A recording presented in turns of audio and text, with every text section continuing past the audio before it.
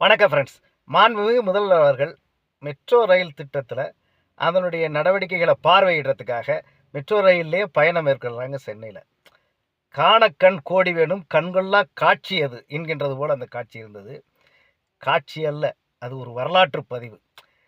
நம்மில் ஒருவர், நமக்காக ஒருவர், நம்மால் உருவான ஒருவர், அப்படிப்பட்ட ஒருவர் அங்கே வரும்பொழுது நம்ம வீட்டு புள்ளப்பா, நம்மளோட குடும்பத்தில் ஒருத்தர்ப்பா, நாமளே ஆட்சிக்கு வந்திருக்கோம்ப்பா அப்படின்ற மனநிலையில் இந்த மக்கள் அப்படியே ஓடி வந்து அவர்கிட்ட வந்து இது பண்ணுறதும், ஒரு தாய்மார் அவர் தோளில் சாஞ்சிக்கிறதும், பக்கத்தில் இருக்க அவங்களுடைய மகள் அதை கண்டிக்கிறதும், அந்த கண்டிக்கிறத செல்லமாக கடிந்துக்கிறதும், அதை தாண்டி நீங்கள் மறுபடியும் வாங்க தோளில் சாஞ்சிக்கங்கன்னு தன் தாயை போல தோளில் சாய்ந்து தாளாட்டுவதும், அங்கே இருக்கக்கூடிய ஒரு மாற்றுத்திறனாளி அவர்களுடைய தோளோடு தோழனாக நின்று சீராட்டுவதும், அங்கே இருக்கக்கூடிய பெரியவர்கள் செல்ஃபி எடுத்துக்கொள்வதும், நண்பர்களாக சிலர்கள் வந்து அவரோடு பேசுவதும், உறவாடுவதும், கை குலுக்குவதும், அளவலாவதும், குளவலாவதும், தன் வீட்டு பிரச்சனைகளை பேசுவதும், நம்மளோட ஒருத்தர்கிட்ட நம்ம பேசுகிறது மாதிரி மனம் விட்டு பேசுவதும், ஆஹா சொல்லிக்கொண்டே செல்லலாம்.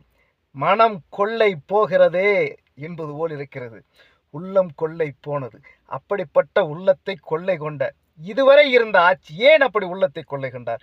இதுவரை இருந்த ஆட்சியாளர்கள் பொதுவெளியில் நடந்து கொண்ட விதம், இவர் அதிலிருந்து மாறுபட்டவர், வேறுபட்டவர் அல்ல. இவர் வித்தியாசமானவர். உள்ளத்தில் இருப்பதை முகத்திலே காட்டும் ஒளி விளக்காக, மக்களுக்காக, மக்களால், உங்களில் ஒருவர், உங்களால் உருவாக்கப்பட்டவர் என்கின்ற சிந்தனையோடு வந்தார், மனங்களை வென்றார், சென்றார்.